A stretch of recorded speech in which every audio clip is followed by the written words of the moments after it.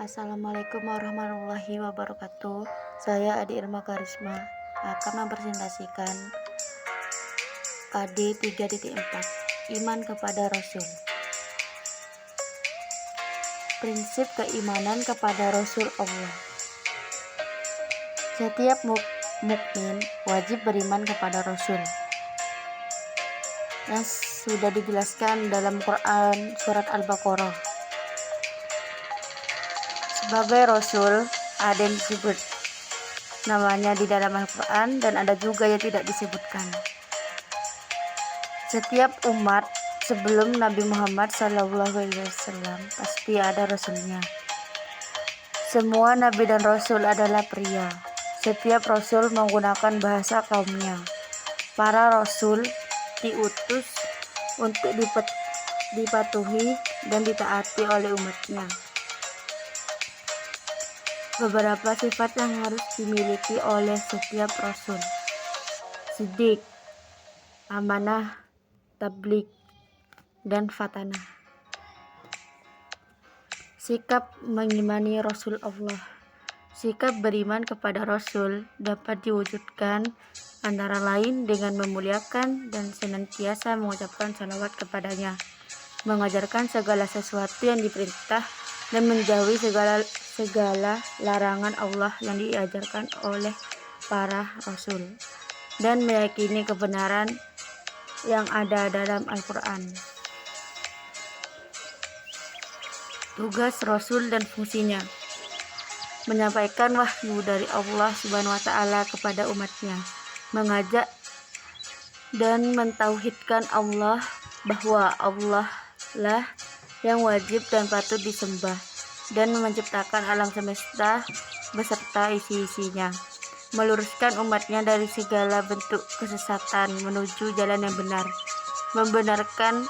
memberikan kabar gembira kepada orang-orang yang beriman dan bertakwa, dan memberi peringatan kepada umat manusia. Nabi Isa dalam Al-Quran. Beliau adalah seorang Nabi Allah yang diutus kepada Bani Israel. Sebagai pedomannya adalah kitab Injil. Di dalam Al-Quran, Nabi Isa disebut dengan 4 panggilan, yaitu Isa, Isa putri Maryam. Disebut dalam Al-Quran, Nabi Isa alaihissalam merupakan satu dari 5 Nabi dan Rasul yang berpredikat ulul asmi atau Nabi yang diberi keistimewaan dengan keteguhan hati yang luas biasa dalam mengembangkan risalah Allah Subhanahu wa Ta'ala karena kebelaan umatnya. Nabi Isa juga diberikan mukjizat luar biasa, yakni menghidupkan orang yang mati dengan izin Allah, bisa menyembuhkan orang yang buta, dan mampu berbicara saat masih bayi. Nabi Isa lahir di Bethlehem, Palestina. Dalam agama Islam, Nabi Isa dikenal dengan gelar Ulul Asmi. Salah satu mukjizatnya yang Allah berikan kepada Nabi Isa adalah ia dilahirkan tanpa seorang ayah. Nabi Muhammad sebagai Nabi terakhir. Nabi Muhammad SAW adalah Nabi terakhir yang diutus Allah Subhanahu wa Ta'ala dengan membawa kabar gembira sekaligus peringatan bagi seluruh umat. Rasulullah SAW kemudian mendapatkan julukan Khataman Nabiyyin. Allah Subhanahu wa Ta'ala menciptakan Nabi Adam alaihissalam sebagai nabi pertama dan Nabi Muhammad sebagai nabi terakhir. Artinya tidak ada nabi lagi setelah wafatnya Nabi Muhammad SAW. Dalam surat Al-Ahzab ayat 40, Allah berfirman yang artinya, Muhammad itu sekali-kali bukanlah bapak dari seorang laki-laki di antara kamu, tetapi dia adalah Rasul dan penutup nabi-nabi, dan adalah Allah Maha mengetahui segala sesuatu. Silsilah Nabi Muhammad memiliki nasab dan keturunan yang mulia. Diceritakan dalam sirah Nabawiyah oleh Imam Nawawi, ayah Nabi Muhammad SAW adalah Abdullah bin Abdul Muthalib.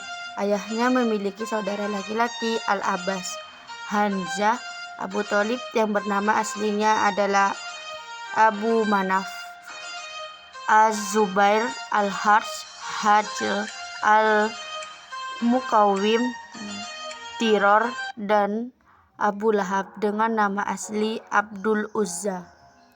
Abdullah juga memiliki saudara perempuan bernama Safiyah, Ummu Hakim Al-Baida, Atikah, Umaymah, Arwah, dan Barroh. Abdullah lahir dari istri Abdul Muthalib yang bernama Fatimah binti Amr. Kakek Nabi Muhammad SAW adalah Abdul Muthalib bin Hashim. Sementara itu, ibunda Nabi Muhammad SAW merupakan wanita yang paling baik nasabnya dan keturunannya di kalangan Quraisy. Wanita mulia tersebut bernama Aminah binti Wahab. Ia adalah putri dari Barroh binti Abdul Uzza bin Utsman bin Abduddar bin Qusay bin Kilab bin Murrah bin Ka'ab bin Lu'ay bin Ghalib bin Fitr bin Malik bin An-Nazar. Tanda-tanda beriman kepada Rasul Allah. 1.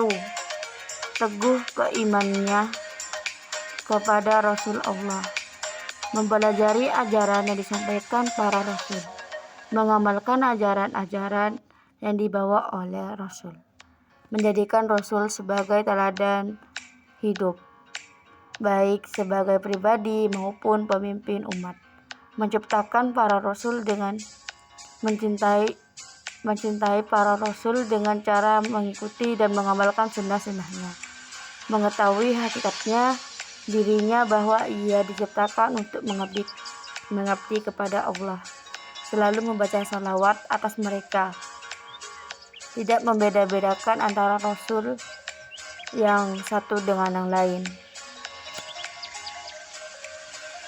Contoh perilaku beriman kepada Rasul Allah: